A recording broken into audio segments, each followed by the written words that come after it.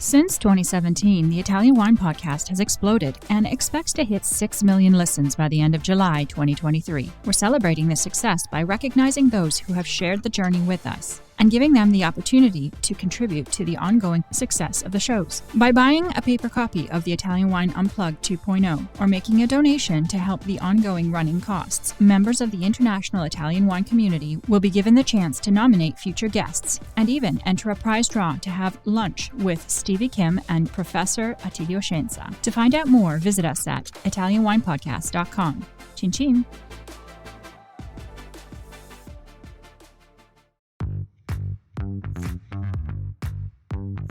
Welcome to this special Italian Wine Podcast broadcast. This episode is a recording off Clubhouse, the popular drop-in audio chat. This Clubhouse session was taken from the Wine Business Club and Italian Wine Club.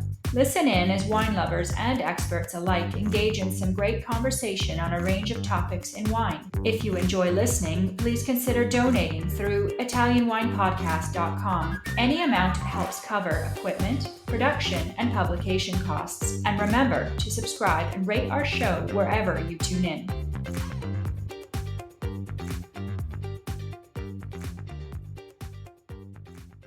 Hello, everybody. My name's Stevie Kim, and welcome to the Italian Wine Club, now called House, on Clubhouse. We have surpassed our 100th episode milestone on Clubhouse of the Ambassadors Corner about a couple of weeks ago, I believe. And yes, I've turned on the record button on the Roadcaster because a few episodes ago I completely forgot, which was kind of insane. Anyway, welcome. You know how this works. You've been here. I see some of you. Hello. Hello to Pablo, Fermented Boss, Cynthia from the office, Kevin. Oh yeah, it was with Kevin when I had forgotten to press the record button and we couldn't replay it from the Clubhouse. Long story. Anyways, Jody, Valentina, Cynthia, of course, from the office. Hello, everybody. So today's mod is Mr. Ciro Pirone. Ciao, Ciro. Ciao, Stevie. Come stai? Bene, come stai? Dove sei? Where are you? I am, I'm in Massachusetts, in a town called Wakefield right now. What's the weather been like there? It's warm. I mean, we've had lots of rain as well, here and there scattered, but it's been warm. I mean, nowhere near what's happening in Italy, but definitely a pretty warm, typical summer for here. It's been crazy, you know, that last night, in the past few days, actually, there has been thunderstorms, and the other night, actually, the other day, a man even got struck by a lightning. And I think he's passed, unfortunately. It's been crazy. Yesterday, there was such huge hailstorm, also by Cynthia. She said, the hailstorm, the hails, they were the size of not of a golf ball, but quite large. So let's just cross fingers for our friends everywhere. Of course, you know, with the peronospora, all the mildews, and now this, it's kind of a mess. Let's hope for the best, and maybe you can ask also Claudio, our guest today. So, of course, those of you who are unfamiliar with Ciro Pirone, he is our friend and our Italian wine ambassador many, many times. In fact, I had to create a special category for him with the honorable mention because he was trying to resit for expert, but if you are committed, I'm still convinced that you will become our Italian wine expert one day. I am committed. Just waiting for the right moment. Next U.S. turn comes. Yeah. Yes. So, Ciro, so what are you up to nowadays? Are you still the director of Italian wines for Horizon? Yeah. I'm still with Horizon, which has been 16 years now. So wow, obviously crazy. It's been quite a while. But it's all good, you know, things are busy, never stop. And, you know, it's a healthy market. And obviously the summer, you know, slows down in some areas. But overall, things are good. And Italian wine is still in great demand. Yeah, I've heard. I've spoken to some of the Italian wine producers lately, and they had said that. I mean, 22 was really great. Above their expectation, and 23 they've seen a little bit of decline, a bit of a drop. What are your thoughts on that? Well, definitely the retail side of business slowed down quite a bit this year because after several years of growth during COVID and post-COVID, now it's kind of flattened. And at least in this market, there's also an increase of amount of licenses available for off-premise accounts, which obviously means wine is available in a lot more locations. So obviously it's challenging to get that business. But in the restaurant world, instead, things are definitely going pretty well. Again, there is an element of seasonality where Cape Cod and the islands and some of the other coastal areas get very busy, and maybe areas surrounding Boston, they get a little bit slower because people go away in the summer. But overall, on-premise is going strong, and off-premise is where things are more flat. Yep. So tell us a few of the, I guess Claudio is one of your supplier? So Claudio is one of the, yes, basically we represent his really single wine here in Boston and Massachusetts. Yep. And give us some of your other Italian wineries that we would recognize, just to have an idea in terms of Horizon. We represent roughly 50, I think 55 to 57 wineries. That might have changed a bit, but from bigger names established like Ruffino, Frescobaldi, Banfi, but also Donna Fugata, Bruno Giacosa, Tenuta San Guido, Fattoria di Rodano, Villa Matilde in Campania, Claudio Quarta in Puglia, Borgo Conventi and Collavini in Friuli. So do you cover every single region? Not every single region, because the way it works, we as a distributor, we buy wines from suppliers, which obviously are the importers, and some of our importers cover more Italian region than others. And not many necessarily have things like Liguria, Basilicata, Molise, some of the smaller regions, if you will. Yeah, right. Molise. Well, you can drive right through it. To make them focus. Okay, so let's get to today. Your guest today, your interviewee for this call is Claudio Sottile. So how come you chose Claudio out of all of these producers that you can have in your hands? I feel like the purpose of the platform here is also to give voice to some of the micro producers that have obviously still a great story behind them. And specifically in the few years that I've known Claudio, doing business together, we grew close, and basically I've been trying to help wine really grow here in the Boston market, and knowing his passion and obviously effort that he puts into making the wine and all the challenges that come along with that, I think it's a story worth being told, and definitely wines worth drinking and for people to experience. Okay, excellent. I'm unfamiliar with also Claudio's wine and winery, so I'm looking forward to your conversation today. What are the learning objectives as usual? What are we expecting from you today? I think a few where obviously Sicily today represents one of the greatest wine regions of the world at large, with its wealth of great varieties, terroirs, but also foods and traditions and whatnot. And although some areas like Etna have become incredibly popular and well-traveled by many, there's a lot of greatness in many other places, and many things are happening. So I think it's important to also shed the light over the many beautiful stories and talented producers there are throughout the island, in places maybe not as famous as Etna. And specifically for this interview, also have a bit of a deeper conversation on Catarratto, which is really the grape Claudio works with, that for the longest time was really only thought of and regarded as a bulk wine production grape. Yeah, it's crazy. It's popularity now. So, okay, listen, Ciro, you have a lot to cover, I see. So I'm going to leave the floor to you, and I will come back. I will mute myself now, and we'll come back towards the end of the show. Okay? All right, great. Thank you, Stevie. Ciao, ragazzi. Ciao. So, well, thank you everybody for attending now, whoever's going to listen later. I'm just going to introduce Claudio to all of you. So Claudio Sottile is the founder of Vinitaly Wines and a third generation viticulturist.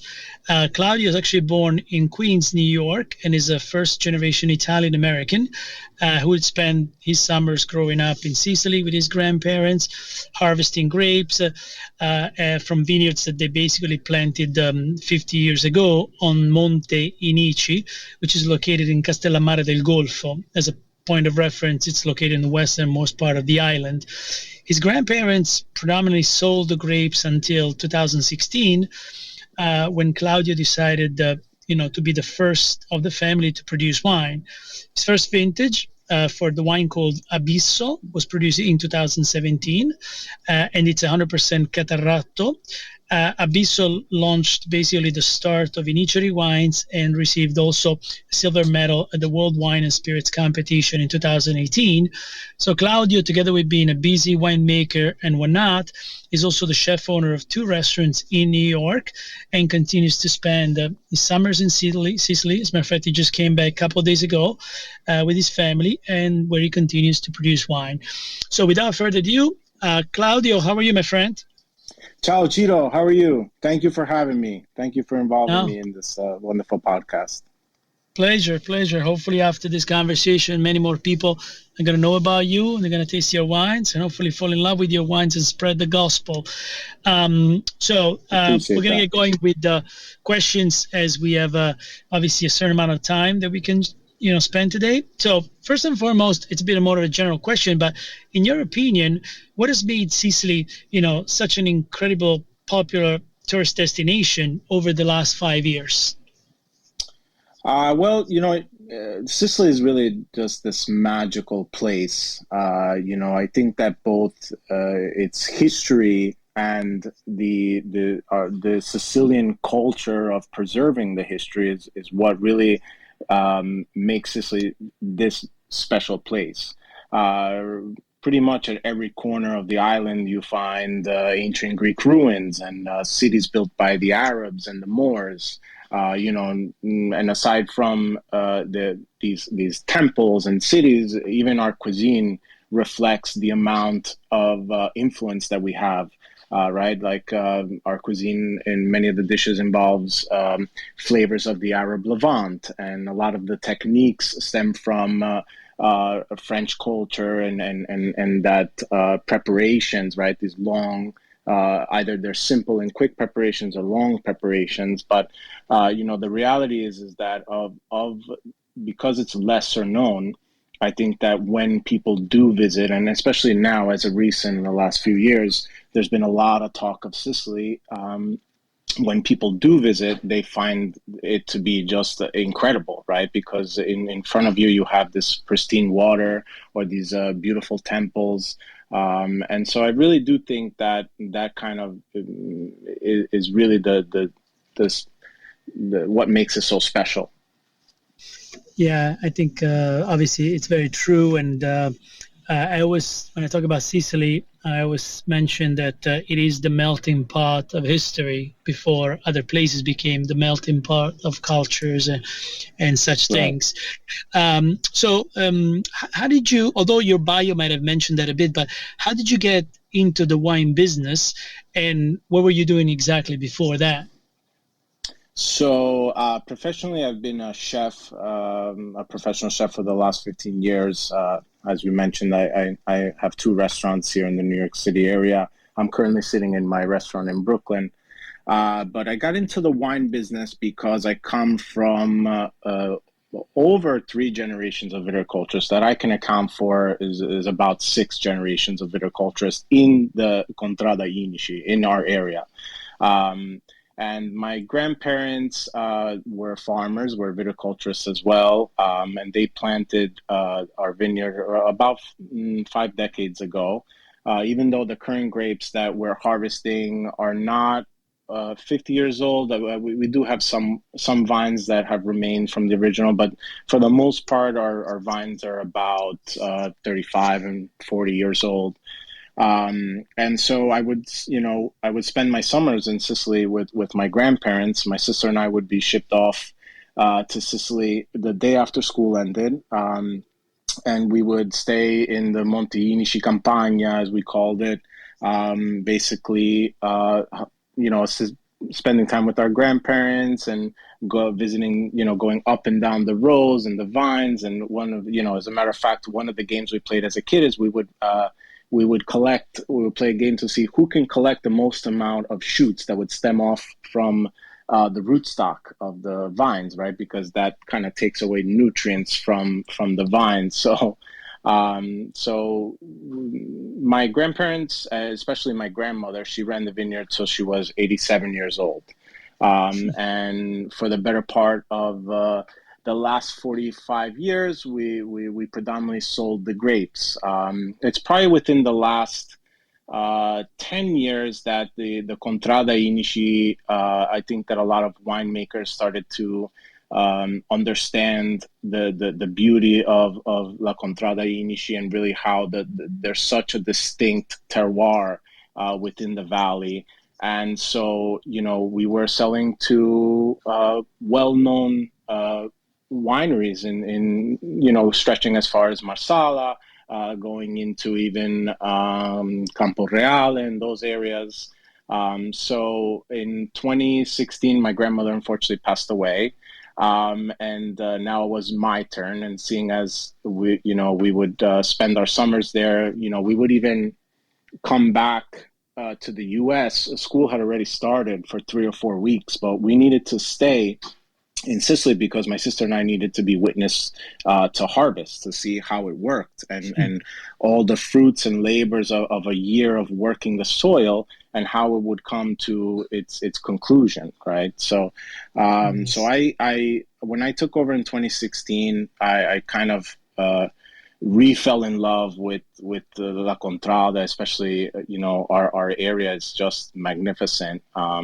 And, I started to understand a lot more of the kind of the business side of things. And I understood that, we're certified biologico, certificato biologico, which is more strenuous than organic viticulture, because even in organic viticulture, you can use organic-based pesticides and fertilizers and things like that.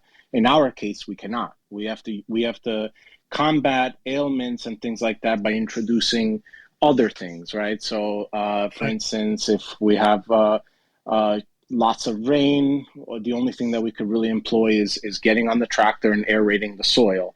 In terms of fertilizer, what we do is we do inter-row crops. So we grow things like fava beans and sunflowers and things like that, all that can be reworked into the soil after the winter. So, so once I understood the farming side of things and the business side of things, and especially that we were, relatively sought after by some well-known producers, I decided that it was kind of a twofold reason. One, that it would enable me to continue my family's legacy and not being subject to, negozianti and negociants and,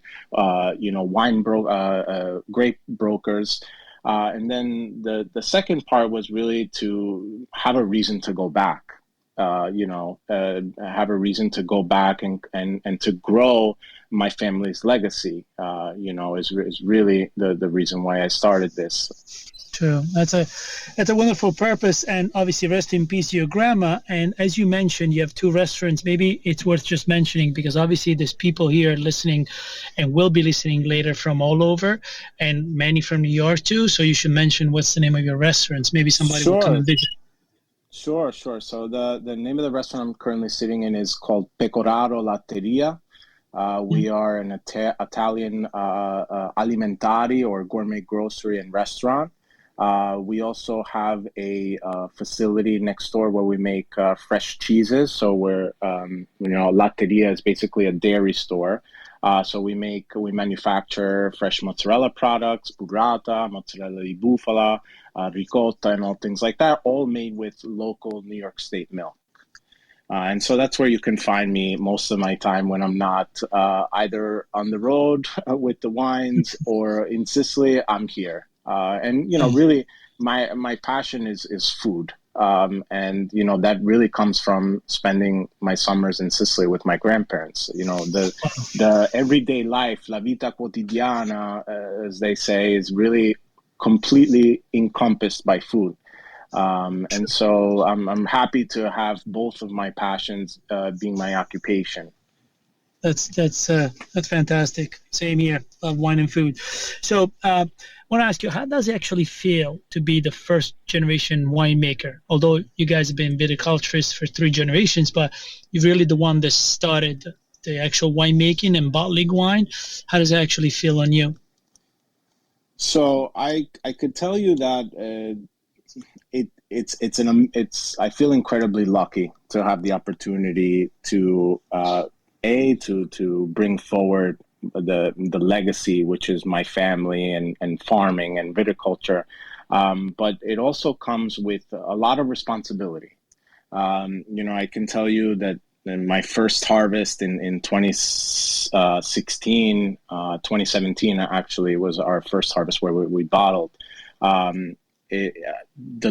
Although I spent my summers and in Sicily and being part of La Vendemmia, the harvest, there's so much that is that happens, right? There's so many variables that happen day to day, week to week, that all can either hinder your production or can make your production flourish, right? And so there was a big learning curve for me, and at times you kind of say, especially me being first generation Italian American, I feel at home in Sicily, but the reality is that from people there, I'm looked as almost as an outsider, and so there was that that feeling, that overwhelming feeling of, am I doing the right thing? Am I doing what is right for the vines, for my family, for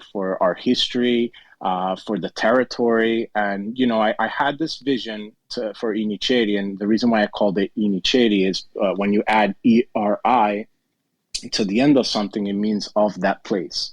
Right. And when we were selling our grapes to these negociants and to brokers, and I always thought this is where some of the best white varietals are being grown in Sicily, yet nobody knows about it. When I started Iniceri, we were probably a handful of producers that were growing and bottling. I mean, less than 5.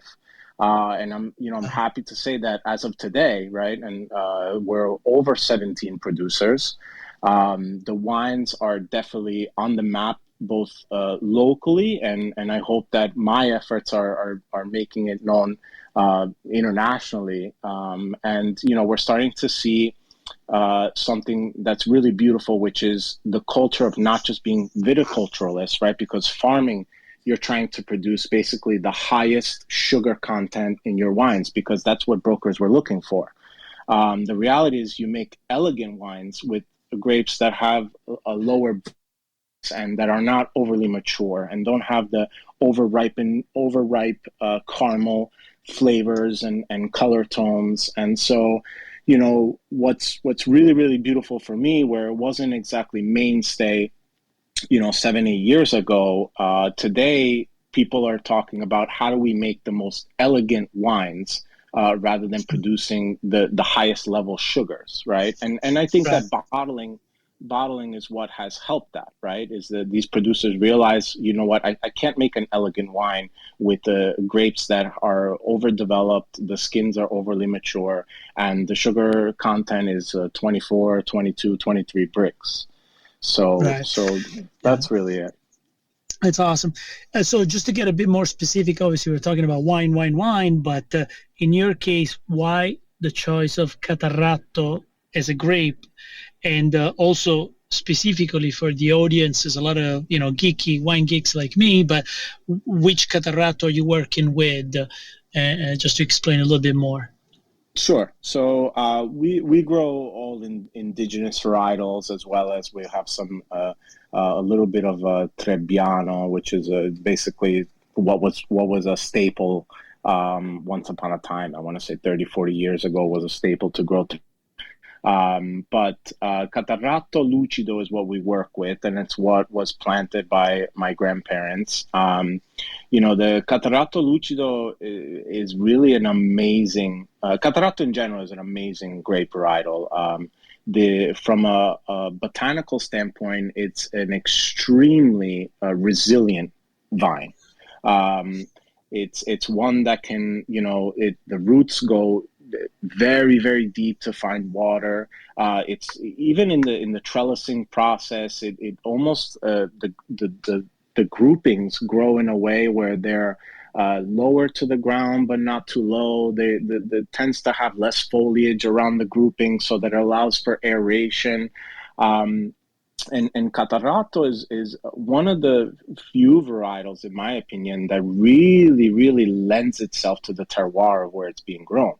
I believe it's because the rootstock goes so deep, but also it's one that, I've tasted Catarratto now, both from our valley, the Iniceri Mountains, all the way to Camporeale, to Etna. And it's really, really amazing how the wine, the grapes and the wine themselves just is so distinct to its where it's being grown. That's a great point. And so based on this, do you think, because I think Catarratto for the longest time has been maybe overshadowed by other factors, but do you think Catarratto as a variety, based on where we are today, has a long life ahead of itself for the production of quality wines in Sicily? Absolutely. There's no doubt in my mind. I think that Catarratto now is just being discovered as to its true potential. Even though everyone is producing Catarratto, the beauty of Catarratto is because of its resiliency as a vine. People are now keeping their Catarratto vines for far longer than they would in the past, because what happens is the yield drops, and no one wants a drop in yield, right? You look for especially when you're a viticulturist, you want volume, you want poundage, quintali, you want quintals of thousands of quintals of wine. But the reality is that Catarratto, as the vines become older and the production becomes lower, they really, really start to impart nuances, which nuances in wine and Sicilian winemaking culture are not really something that was ever really spoken about. Sicilian white wines were always, baseline minerality or supple minerality, but then you have this bright acidity, and more often than not, if the winemaking process was not done in a certain way, you get these super acidic notes and almost of like tropical lemon, lime, pineapple. But as the vines get older, and which is in our case, right? We're currently harvesting. In September we'll be harvesting vines that have now hit 42 years of age, and I would say, I look back at the records. My grandmother kept meticulous records of every harvest for the better part of the last 30 years. And, I went back as far as 10, 15 years ago, and the yield has dropped dramatically. I mean, you're talking about, a decrease production of like over 30%. Are you enjoying this podcast? Don't forget to visit our YouTube channel, Mama Jumbo Shrimp, for fascinating videos covering Stevie Kim and her travels across Italy and beyond, meeting winemakers, eating local food, and taking in the scenery. Now back to the show.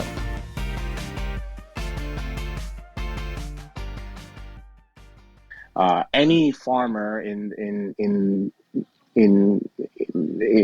the circumstances of where you're growing grapes and selling would have already removed these vines, you know. True. So I'm very fortunate that you know these vines are still there today. The rootstock is incredibly healthy. The Monte Inici is just this incredibly fertile, arid area, and so you know I think that like I said before, you know I think that it's relatively new, the discovery of Catarratto in terms of its complexity and what an amazing grape varietal it is. I guess long live Catarratto for what you're saying, which is Yeah. a beautiful news. Now, because you truly are a micro producer as far as I'm concerned, but what are the challenges, the biggest challenges anyway, you face as a really micro producer to get your wines in the market? And please do mention what is your overall production, because I think it's really, sometimes when I think about it, I'm almost like, does it even make sense, you know, Yeah, commercially, yeah, what you do? But you right. go ahead. Yeah, so our overall production fluctuates from year to year.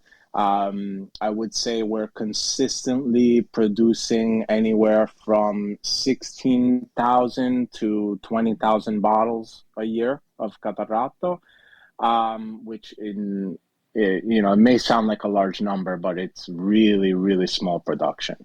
Um, so the challenges, I would say, first and foremost, is starts in the vineyard. You know, certified biological farming is not easy, and you know, every year, including, you know, I just came back from Sicily 2 days ago, and we had a record. You know, it was 7 consecutive days of over 104-degree weather. You know, so you're constantly combating the elements, and so it definitely I would say starts there. The second part is bottling, and the third part, at least for me, was you know, I'm fortunate to be based here in New York, which is a very, very challenging market. But when I first started, you know, going around with the wines and getting my wines in front of consumers, was that nobody knows what Catarratto is, right? When you go to any wine shop or any liquor shop, liquor store, or even a restaurant, Catarratto is seldom the option available, right? And if it is, it's on the bottom shelf, hidden behind some big producer from somewhere else. So that was really the most challenging part for me, was letting people discover Catarratto, and then the second part is that you know, like as you know, there's many distributors that have a huge sales force of people that are out there with a portfolio of several pages of producers, you know, hundreds of producers and thousands of wines. And so you know, I think that from a sales standpoint, you know, that was extremely challenging. But I think my silver lining was always that it's me, right? I was there representing my winery, my family's history, my heritage, and I'm very fortunate that we make a very, very elegant wine that, you know, when people taste it, it's like, wow, this is very, very interesting. You know, and I've been part of many panels and tastings, and amongst producers that have 50, 60, 70 years of experience, you know, over me, and that have the culture and have the know-how of how to promote their wines and other demographics, and you know, both nationally and internationally. So yeah, there's many challenges, and then there's being small, right? I don't have the marketing budget that Santa Margherita has, or that you know, another big producer may have. So you know, but I also don't have the production. So my wines, I would say, have a certain level of exclusivity just by the sheer small production that we make.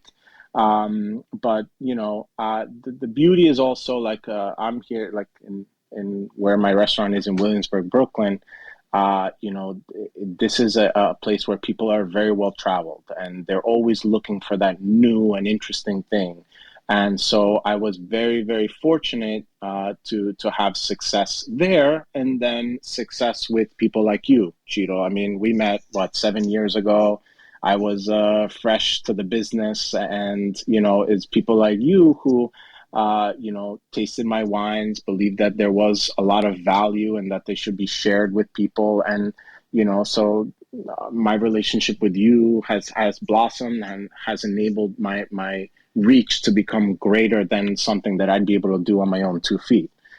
So yeah, that's. Yeah, no, that's wonderful. And it's a true fact, other than the challenges is thankfully when you show the wine, people will engage to it. Maybe slower than other varietals, that they're more recognizable, but obviously the quality of the wine speaks for itself. So let me ask you, you mentioned a little bit about Trebbiano, but in general, what other varieties, do you work with in the vineyards? And also for yourself personally, what is your 10-year goal for the Vinitaly winery?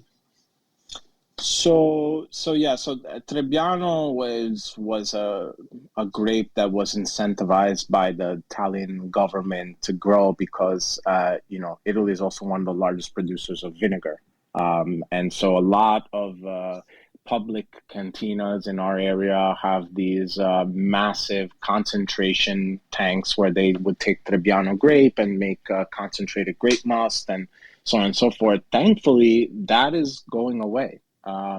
So I would say, that there may be less vinegar in Italy and more quality wine. But we grow other indigenous varieties. We grow a little bit of Grillo, a little bit of Insolja, and we're currently experimenting with some reds. One grape varietal that I love, but that is incredibly delicate, is Perricone. Perricone is just this vivacious, bright red grape that lends itself to almost to a Pinot Noir, but still has that almost like fresh, bright plum, almost like that tart plum kind of palate to it. And so, as my goal for my 10-year goal for Vinitaly Wines is first and foremost to improve our quality. We're always improving. From a winemaking standpoint, we're constantly learning, new, I wouldn't say technological ways, but we're learning the nuances of our grapes specifically. Monte Inici is an incredibly arid valley, and we're on a west-facing slope. So what we have is a late afternoon sun, which is a little bit, it's warm, but doesn't have that intense heat of the early morning light or the early afternoon light, which is very intense. The second part is that our property starts at about 250 meters above sea level and then goes all the way up to 650, 700 meters above sea level. And on the vineyard itself, we have 3 distinct types of topography. We have red sands and a little bit of a clayish like soil. And that's at around 200, 300, 400 meters above sea level. And then as we get up to around 500, where the Catarato Lucido is planted, it's all topsoil limestone with deep deposits of calcium and rich granite-like and limestone bedrock.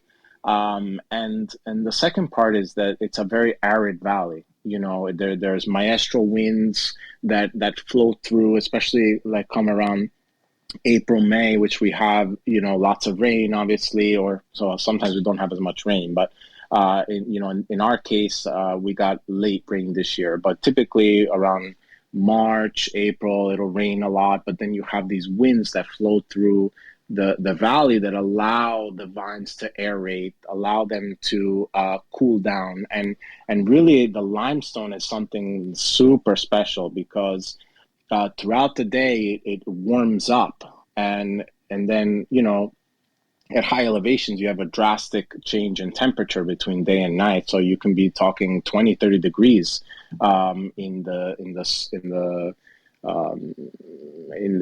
spring. So what we are fortunate is that limestone actually allows the rootstock of the plant to stay warm throughout the night. And as a matter of fact, when we're during harvest in September, this year we'll probably be harvesting around first or second week of September. You actually feel the warmth still in the stones, and we start harvest before morning light, and it's really, really amazing how nature just kind of takes care of itself in a sense. It's really almost poetic, to be brutally honest.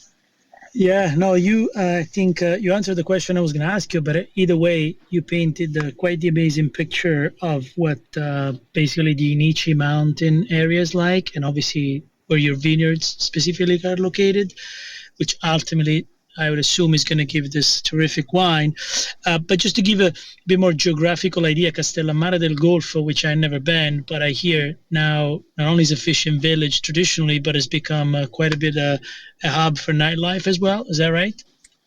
Yeah, so Castellammare del Golfo is on the northwest coast in the Gulf of Sicily. It's the provincia of Trapani, and basically it was once upon a time a quaint small fishing village. We have a beautiful castle that basically stands at the head of the marina, and the castle was built, I believe, in the 1400s, and for the better part of the last couple hundred years, it was a fishing village, and actually Castellammare, the castle is protecting what is one of the largest granary silos, which is basically the town was built on top of these grain silos in the Mediterranean, and the Monte Inici Valley was famous for growing ancient grains to make flour and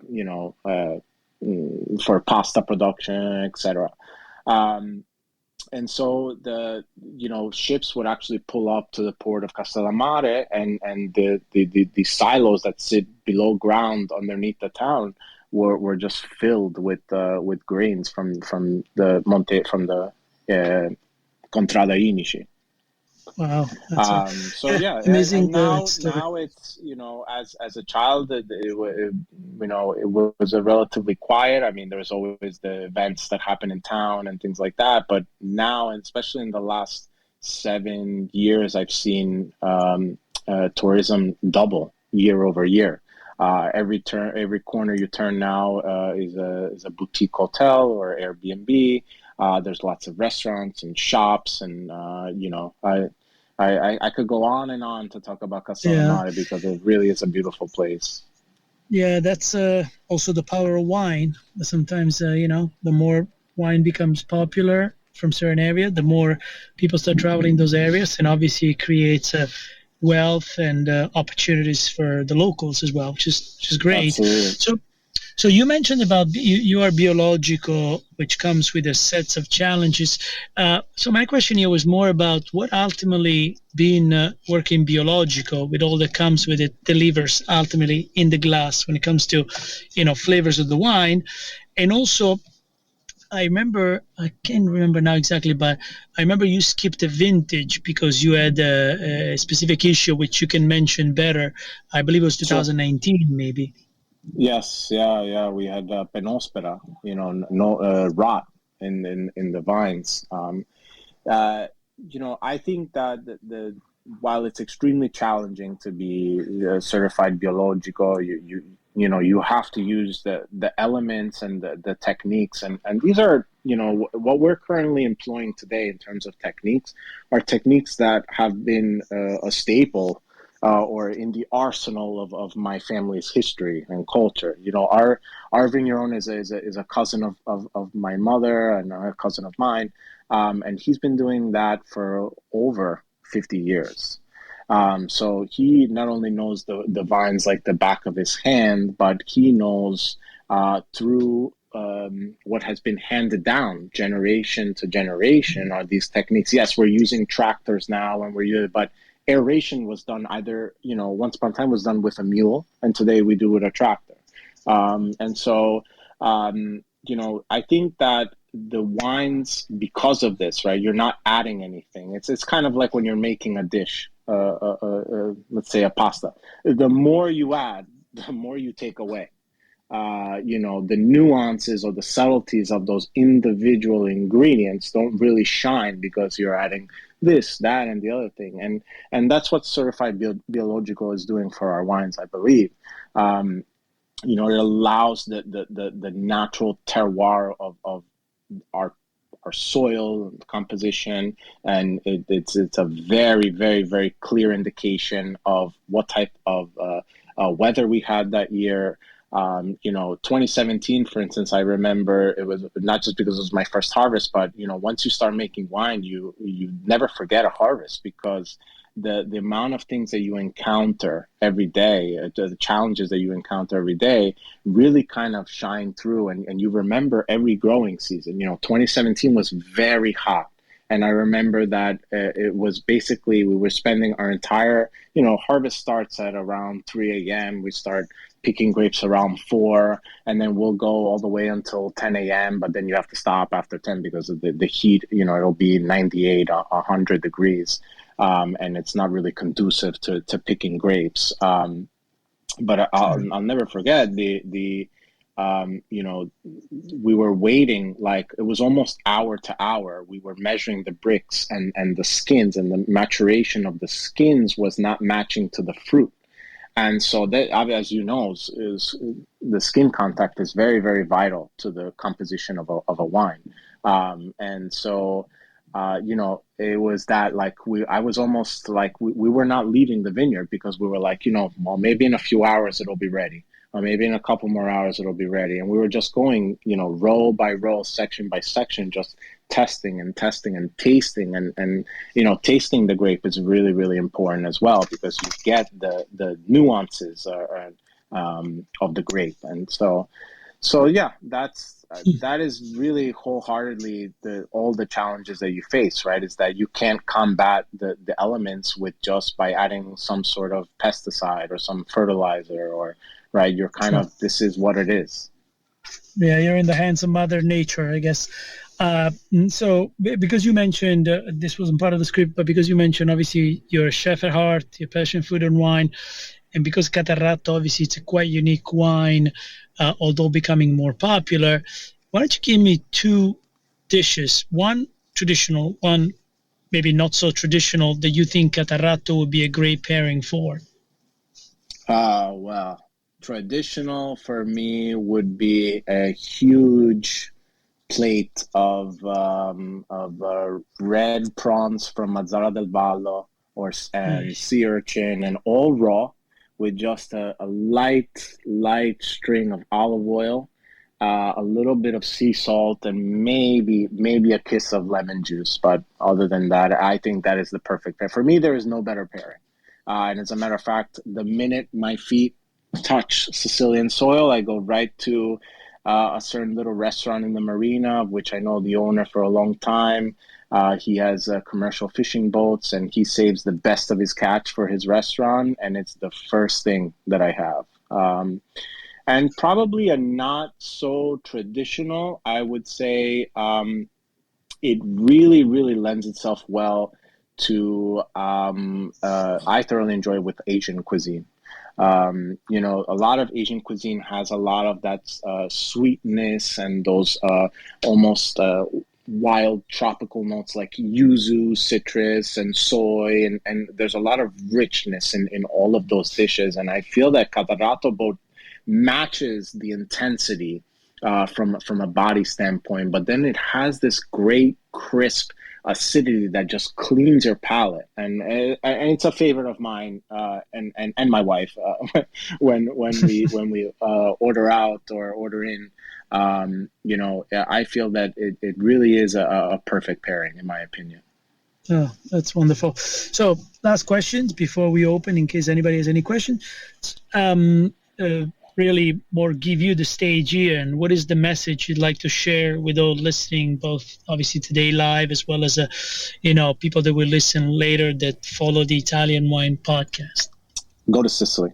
The reality is there is so many amazing micro producers in my area and all over Sicily that never leave Sicily, never leave, not just never leave Italy, but never leave Sicily.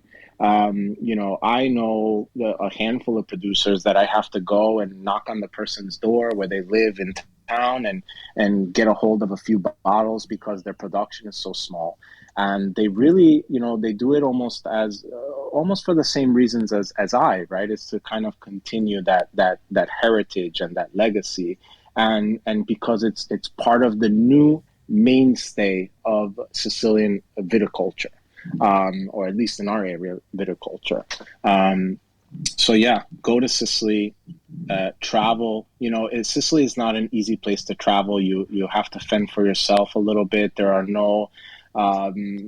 very few tour guidebooks and tours set up, but the reality is that the Sicilian people are wonderful people, and they welcome foreigners into their arms, and they're helpful, and they want to share, more specifically, they want to share a little bit of their life and their culture with you. And so I would say definitely, if you can, plan to go to Sicily.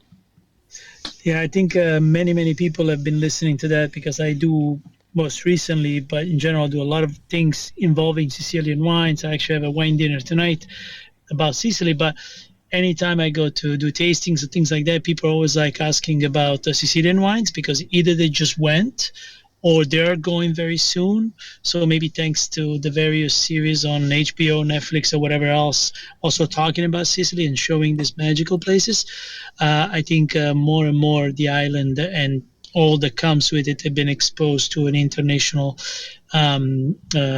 clientele, which is wonderful. Yeah. And I can't wait to get there myself soon enough. But I just want to say, first and foremost, thank you on behalf of myself as a friend, Claudio, for your time, for being here today, talking about your winery, your story, your family, and obviously your delicious wines.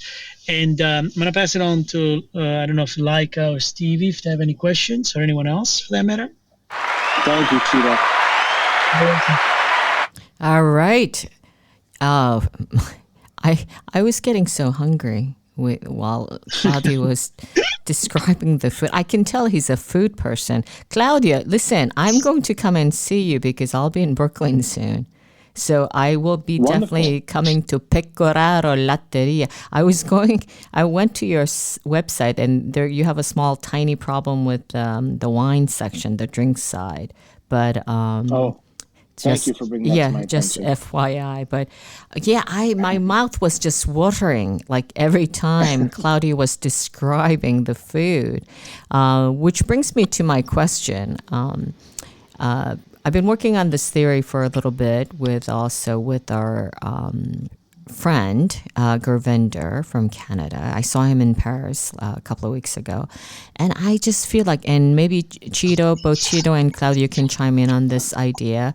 The wine makers, they're always chasing the superstars in terms of restaurants, right? Like the Michelin-starred restaurants. And I always get the feeling, right? So that everyone wants to do their winemakers dinner and whatever their events. But I always get a feeling, well, not you, Claudio. I'm making an exception for you. Most of the chefs, they don't give a shit about wine. Sometimes I feel I don't know that that's necessarily true. I think in those higher caliber restaurants, the chef is so hyper focused on the food. Yeah. And making sure that dish comes out 1,000% day in and day out. Because there's a lot on the line, right? Especially when you're talking about Michelin stars, or in New York, New York Times, or, you never know who is sitting in your dining room. And in those situations, the stakes are very, very high. In my case, I always look for smaller restaurants, ones where they have a strong wine program, and more so people who care. Right? People who really care about the product that they're serving. And because, my wines are a hand sell. They're not something that you read on a menu and say, oh, yeah, Right. I'll take that one, Yes, I guess So completely a different story between yeah, someone like yourself and this, the superstars of, the restaurants in a way. right. I mean, luckily we have the Psalms, right? They kind of bridge the gap in a way, and they make the wine Yes, lists and yeah. whatnot. But I don't know. It's this thing like I've actually Googled it and tried to find out if there are any articles dedicated to that, but there was absolutely nothing. So we commissioned actually a survey through Quench, and hopefully Govinda will be presenting that. So getting back to you, Ciro, did you want to chime in on this or? I think, well, you guys both made a good point because obviously when it comes to restaurants, it all depends. At least for Boston, where we don't have Michelin star restaurants, we don't necessarily have that issue as far as that. But it is true. I mean, at least in our case, when we do wine dinners or when there's a producer doing wine dinner, we talk to the chef or the owner, depending on who's making those decisions. And we try to make sure that they create the best possible menu to pair up with the, wines and food together. But there is a little bit of both. I have Yeah. to be fair, where there's people that don't care about the wines, there's people that do care and they want to give the best food and wine pairing and the best possible experience to their customers. So, Okay. that's just Listen, just we have a couple of more minutes. So, Claudio, can you first of all, to go to your winery, which airport do we fly into? Is it Catania? Is You it would you would fly Palermo? into Palermo. And Yeah, you would fly into Palermo, and then we're about 30 minutes west of Palermo. You would get off in Castellammare, and then from Castellammare, it's about 0.2 miles from the ocean. so it's quite close to Palermo, actually. Yeah, Yeah, it's very, very close. Yeah. Okay. And can you just, for our audience, can you just give us a grand overview of kind of the markets? Like how many wines, how many labels have you got, and what is the volume of production? So I currently have I have 3 wines Mm-hmm. that I'm bottling. My Catarato, which is a star, and then I make Nero d'Avola from what are pre-phylloxera vines. They're like over 70 something years old, and so I have only a very, very small production. So Catarato, I produce about anywhere from 16 to 20,000 bottles a year. Nero d'Avola, I only produce about 8,000 bottles a year, and the 2 labels, because I only have 6 rows of Nero d'Avola, 2 rows are pre-phylloxera vines, which I only produce on a good vintage because that's only when we harvest. Mm-hmm. The Nero d'Avola is a very, very delicate grape. If you, especially these vines, if you look at them wrong, the fruit drops. They're very Sicilian, and so I produce these 3 wines, and all my production is small, but the reds are very, very small production, and for the most part, I have them sold before they even come out. And my wines are available currently in 20 states. I work with smaller distributors, and we're from Texas to North Carolina to Florida. We just initiated conversations for California, as I made friendship with a few amazing master sommeliers in the Napa Valley, all of which are very interested in trying to bring our wines to the market.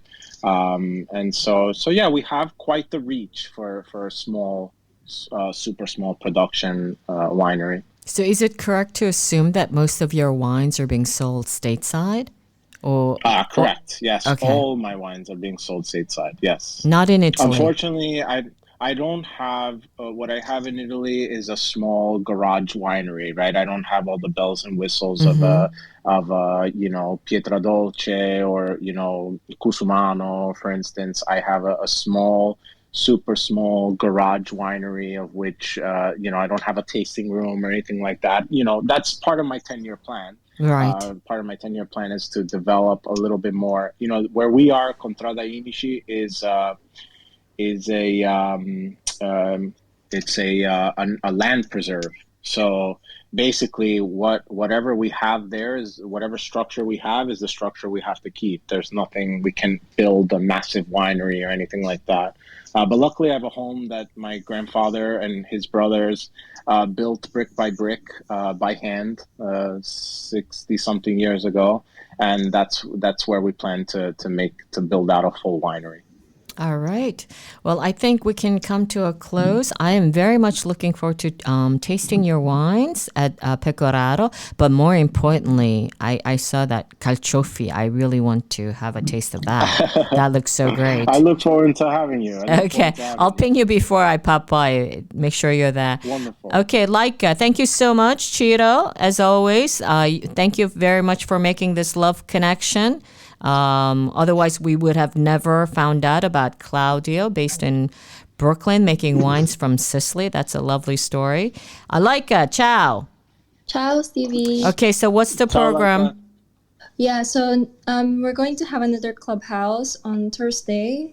So it's at 5:30 our regular time. So Bev Burden, she will be interviewing Fabio Ciracci from he's such a nice guy. He is one of the nicest gentlemen of Sicilian wines. So I'm looking forward to that as well. Thank you guys for joining, and alla prossima. Actually, it's Thursday, so ciao ragazzi. Ciao, Stevie. Swirl, sniff, sniff, sip, sip, and split. Once again, here we go.